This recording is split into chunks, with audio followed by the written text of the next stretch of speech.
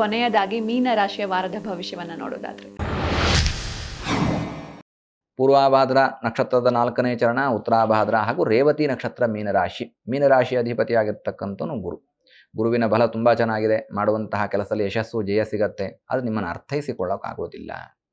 ನೋಡಿ, ಆಡು ಭಾಷೆಯಲ್ಲಿ ಯಾವಾಗಲೂ ಹೇಳ್ತಾ ಇರ್ತೇವೆ, ಮೀನಿನ ಹೆಜ್ಜೆಯನ್ನಾದರೂ ಕಂಡುಹಿಡಿಬಹುದು, ಹೆಣ್ಣಿನ ಮನಸ್ಸನ್ನು ಅರ್ಥ ಮಾಡ್ಕೊಳ್ಳಿಕ್ಕಾಗೋದಿಲ್ಲ ಅನ್ನುವಂತಹ ಮಾತು ಸರ್ವೇ ಸಾಮಾನ್ಯವಾಗಿ ರೂಢಿಯಲ್ಲಿದೆ.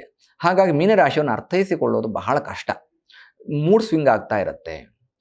ತೆಗೆದುಕೊಳ್ತಕ್ಕಂತಹ ತೀರ್ಮಾನದಲ್ಲಿ ಒಂದು ಸ್ಟೆಬಿಲಿಟಿ ಅನ್ನುವಂಥದ್ದು ಇರೋದಿಲ್ಲ. ಪದೇ ಪದೇ ಫ್ಲಕ್ಚುಯೇಷನ್ಗಳನ್ನ ಕಾಣ್ತಾ ಹೋಗ್ತೀರಿ. ಆಡಿರ್ತಕ್ಕಂತಹ ಮಾತುಗಳನ್ನ ಉಳಿಸ್ಕೊಳ್ಳೋದಕ್ಕೂ ಕೂಡ ನೀವು ಕೇರ್ಲೆಸ್ ಆಗಿ ತೆಗೆದುಕೊಳ್ತಕ್ಕಂತಹ ಸಾಧ್ಯತೆಗಳು, ಅದು ನಿಮ್ಮ ವ್ಯಕ್ತಿತ್ವವನ್ನು ಹಾಳು ಮಾಡುತ್ತೆ. ನೀವೇನು ಅಂದ್ಕೊಂಡ್ಬಿಡ್ತೀರಿ, ನಾನು ಮಾಡಿಲ್ಲ ಅಂತಂದ್ರೂ ಏನು ನನ್ನ ತೊಂದರೆ ಆಗೋದಿಲ್ಲ, ನಾಳೆ ಮಾಡಿದ್ರೆ ಆದೀತು ಅಂತ.